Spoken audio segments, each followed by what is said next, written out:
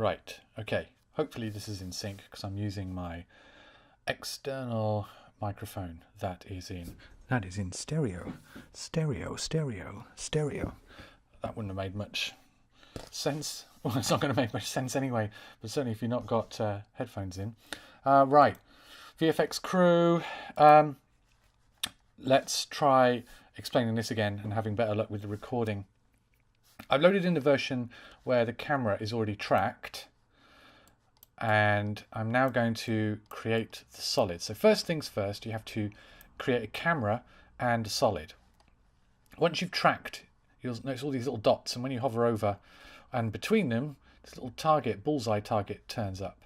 You can select a whole bunch of these points with a built-in kind of little lasso tool like this, and then that was not very good. Let's try, what about if I try those? That's not very good either. That's better. Sometimes you might have to select different points to get the right result. Ideally, this is going to show you the orientation of the solid that's going to be created. And so, yeah, I want a solid to cover up this area here. I'm not going to go through the whole, I'm not going to do the floor, I'm just going to do the wall bit because this will be the third time I've done it and I'm getting bored of doing this. But I know it's important for you to know the right settings. So I selected a bunch of points there, the little bullseye symbols in the right orientation. So if I right click and go create solid with camera, create solid and camera, I get a solid. Now, as I mentioned, it's very important that the color of this solid is white, perfect white. Anything other than perfect white is going to result in your slide projection being tinted by whatever color is in here. So if you have it as white, then it won't get tinted. I'll put that down like that. I'm going to change the anchor point to 180 or 1080. This just means that it will put the anchor point down the bottom of the solid, so I can move it and sort of rescale it in a slightly more user-friendly way. I can see that it's tilted a bit incorrectly, so I'm actually going to go to the rotate tool here. Just rotate it a little bit on X so it feels like it's there a bit better. Doesn't have to be absolutely bang on, but the closer you can get it, the better in general. So I'm going to move that there. I'm going to rescale it, make it relatively big, and then scroll through here. Yeah, it kind of tracks on reasonably well. Okay, right. Now we find our projection point, which anywhere where we've got a nice clean projection. So I'm just hiding that. So about here would be fine. And so I need to duplicate the original footage. I'm just going to turn the 3D tracker off because we don't need it anymore. It's done. It's created the camera and the nulls for us. Oh, sorry, the solid. So it doesn't. We don't need that tracker active anymore. So we duplicate that. Hit return or enter and call this. I'm going to call this slide because this is what's going to actually get projected. We're going to project from this frame. So at this frame, I'm going to right click on the footage and go to time, freeze frame. I've already got a little mark up here just to remind me that this is the frame that it's going to be projected on. To get that mark, you tap the star symbol, the asterisk symbol on the number pad above 8 or 9, not the one on the main part of the keyboard. So that'll just put a little marker on so you know, even when this gets closed, you know that that's the frame. Then we have to turn this slide into a 3D layer. And we have to position it where the camera is at the moment. And the easy way to do that is use the parent widget, I think that's what they call this. But hold down Shift before you click on that and drag it onto the 3D tracker. Because by holding Shift means you'll actually move and orientate the slide to where the camera is. Without pressing Shift, you parent it to the camera, but it remains in its original position. So this is now attached to the camera, but we don't actually want it to be parented to the camera. We just want it to get the position and the orientation. So we're just going to immediately go no. I don't want it to be actually parented to it. We also need a light. These are the correct settings for the light. Make it white, make it 100%. I don't think these make much of a difference, but I would keep these anyway because it's working for me, so hopefully it'll work for you. But it is very important that cast shadows is on. Yeah, okay, so you go okay. And we'll do the same thing with the spotlight as we did with the slide. So we'll hold down Shift and parent it to the camera.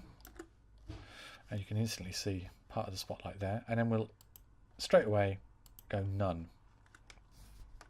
Now, if we look through the top view and we pan back, we sort of zoom out a bit, using space we can reposition ourselves around. So we can see now the setup. We've got a camera, we have a spotlight, and we have the slide.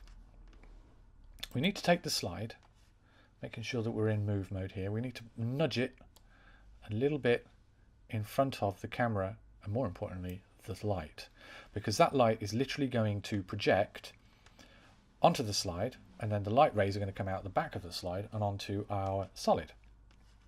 So we need to actually move it a little teeny weeny bit in front of the light. Let's go back to active camera.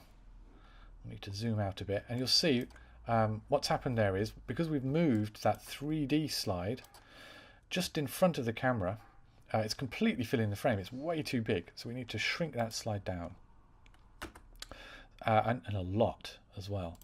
So we can put it probably down to 1. There it is. It's a bit more of a reasonable size here. What happens if we do it to 2? It's probably, nah, it's still way too big.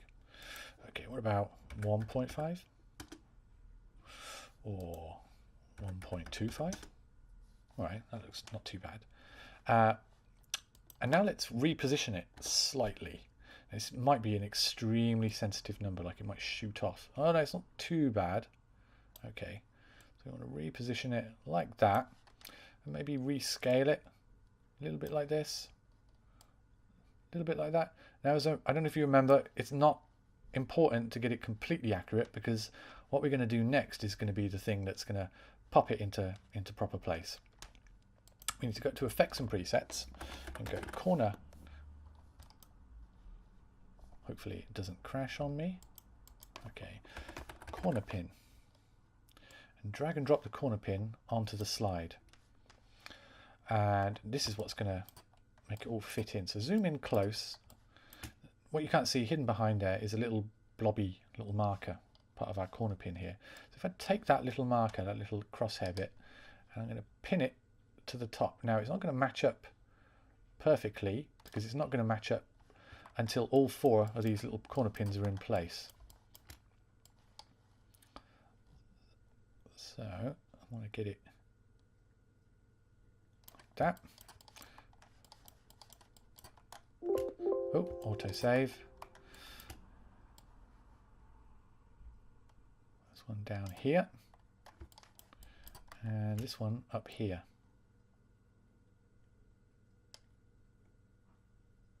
Like that. Now, yeah, I mean, as I mentioned, I think on Thursday, the more accurate you get this, you know, the more accurate your camera projection will be. But also, as I said on Thursday, you'd be surprised at how fast and loose you can play it with this. So we do a little check. Let's just hide and unhide our slide. Okay, apart from the brightness, which is to do with the fact that at the moment our slide is literally casting proper shadows and light. Apart from the brightness, that looks like it's pretty much in the right position. Okay, right. I'm just going to have a sip of drink.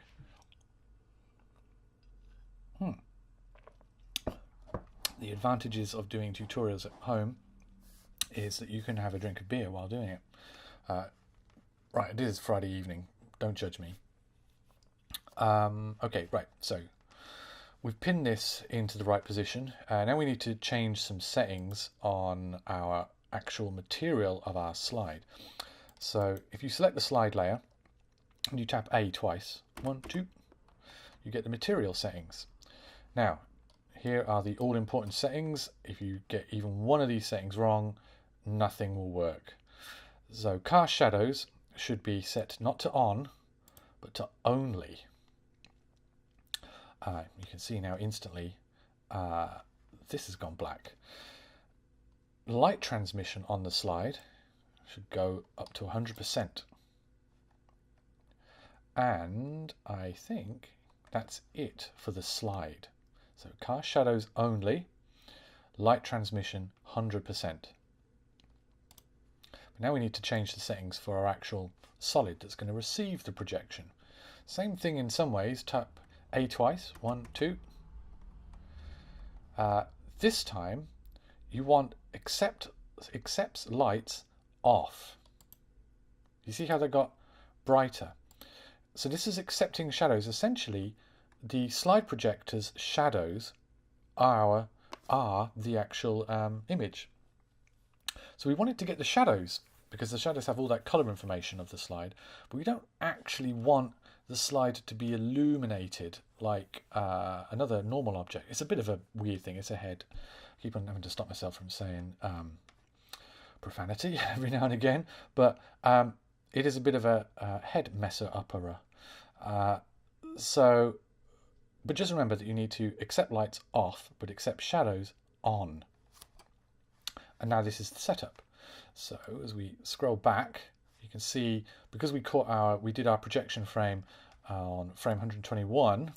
When we pull back further, the 121 doesn't have the information to give us to fill in the gap. So you see a bit of the white just there. That's okay, that's fine, because we're not going to have our projection solid visible all the way through. Right, so what next? Right, okay, so if we just unclick from that layer, we can look to see how we're doing. So it looks pretty solid, to be honest. Let's see. Well, look, as we move in a little bit closer, you can begin to see what I was talking about on Thursday, that as you move, even if you're moving forwards and you're not moving at an angle, the light reflection from the sun and the sky onto these flat kind of garage doors is going to change the perceived brightness. So we need to get rid of that. We can do a couple of things. On the actual layer itself that receives the projection, I'll actually call this something like garage door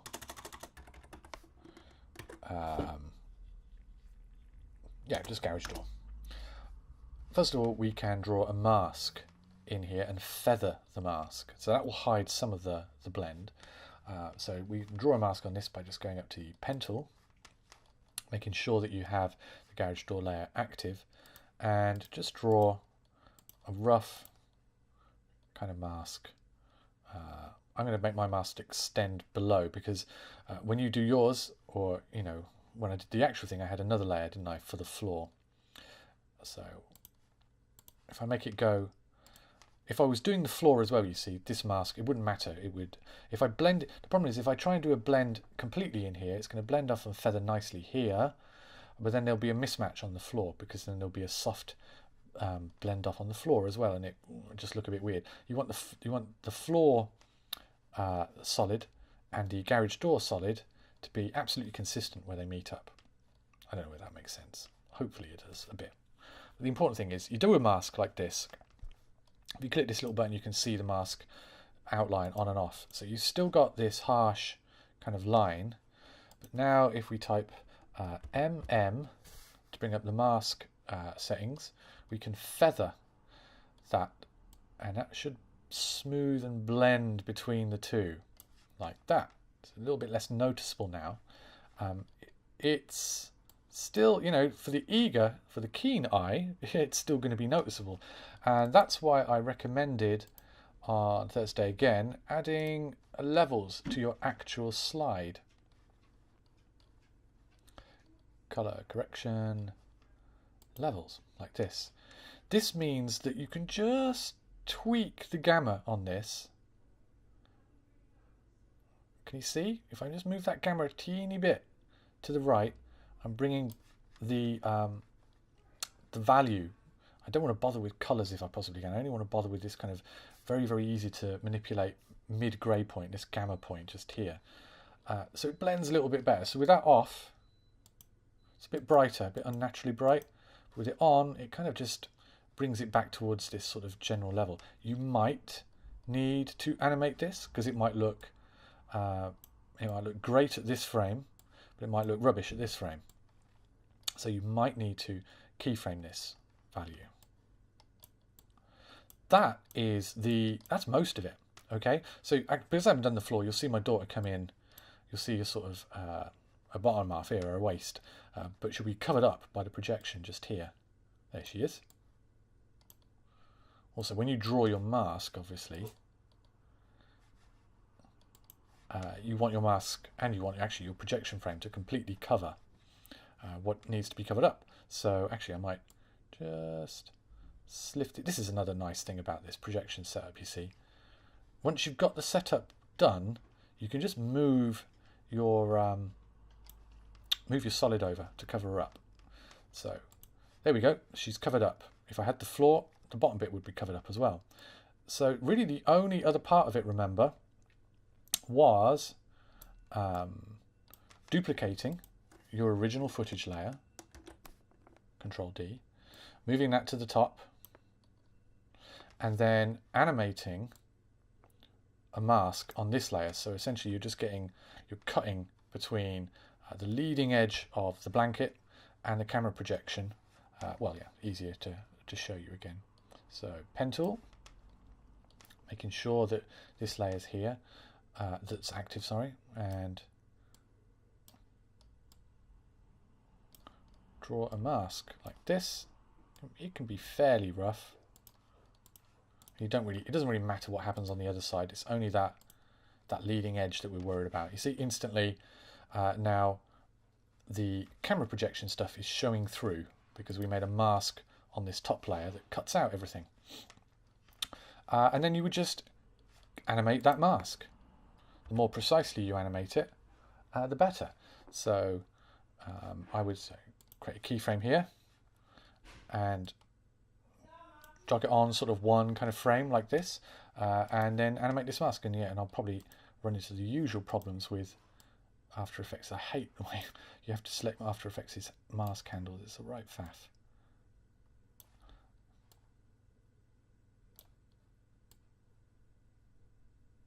So you do that, you move it on a frame. Now, there's not many frames to animate, and there's not many little handles to animate. So really, if you go through the whole thing, it's going to take you 10 minutes. It's not going to take you long to do this kind of maneuver.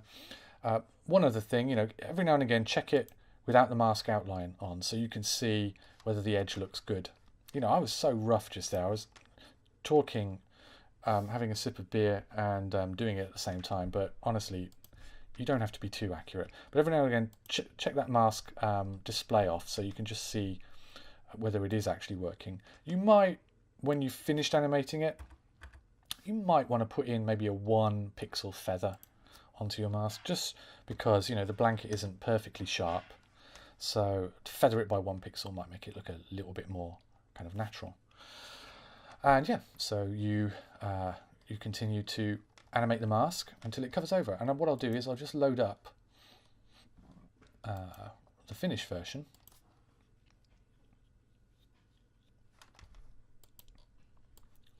So here it goes. See, I've got two solids here, so it catches the floor as well. There's a mask on here, as you can see. There it is, and it gets animated. And look how loose it gets towards the end. See, I don't even bother. It doesn't even matter. Once it's covered her, that's all that matters. And then just forget about your mask. It's pointless. Right, so what else was there? And it was also me, just in general, yeah, remember, once she gets covered by that mask, I animate the opacity of those camera projected solids. So they essentially just vanish. But when they get to that point, they're no opacity at all. They've gone. So that when I pull this off, the camera projections are gone, and there she is. So, and also remember, that was another thing, I also animate the opacity of the camera projections on as well, but over a longer period of time. So here they're at nothing. So when it zooms out and there would have been like a gap here in the projection, you don't see it. And the opacity just gradually, over a fair few frames, animates on. This is to sort of hide that soft blurriness and that sort of slight mismatch that happens. Speaking of the blurriness, if you do your camera projection and you've done everything exactly as I've done it, but your image is, the camera projected image is hopelessly blurry, that is going to be because of your settings in your composition, bizarrely enough. So go to composition settings, go to 3D renderer, make sure this is all like set up like I've got it, and go to options. And this is where you set the shadow map resolution. This controls the resolution of your projection. Because your projection is essentially coming from a light, not technically a camera, so it should be called light projection rather than camera projection. And because the projection itself is coming from the shadow of the camera, and because After Effects uses a shadow map system, not a ray trace system, it means your shadows actually have a resolution. And by default, the resolution is set to the size of the composition. That can sometimes not be enough. So, but you have got the option of going into your shadow map resolution and increasing it. Unfortunately, 4K or 4000 pixels across is the maximum it will go. And I've found that that isn't quite enough if you're dealing with pure 4K footage. So be aware of that. So you might want to think about, if you're shooting 4K, do what I did and downsize to 1080p, which is just normal HD. So you can go in here, if you're getting super soft, pixely, blurry kind of projections, you want to come into, let me just repeat that, go to your actual composition, which is actually this one here, composition settings, 3D renderer, options, and set your shadow map resolution. Mine's set to 4000. Even then, it's slightly blurry compared to the original play, but it doesn't really matter because you're using this stuff not to show off, using camera projection to hide stuff. Okay, and I think that is about it. Hopefully that clears stuff up for you. I think I said I was going to make the actual After Effects file. Okay, yeah, there it is. Yeah, so you can download this original After Effects file and have a look at it, and it's got the video file as part of it, called Appearing Dharma, because that's my daughter's name. Yeah, okay, well, I hope that worked out for everyone. I hope that's useful, and I'll upload this right now and send you all out an email to let you know. Let's see if I can stop the recording on the mic and the recording on the PC simultaneously. Here we go.